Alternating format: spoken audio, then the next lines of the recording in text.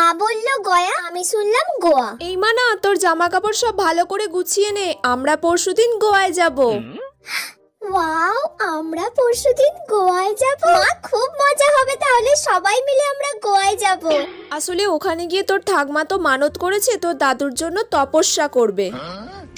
ঠাকমা দাদুর জন্য তপস্যা করতে গোয়া যাবে?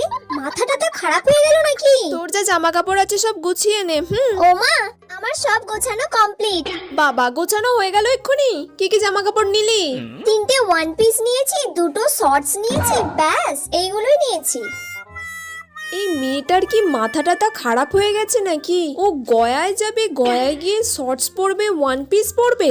এইসব জামা কাপড় তুই কেন নিয়েছিস?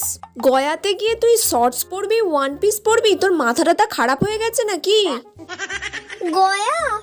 আমি তো ভাবলাম গোয়া।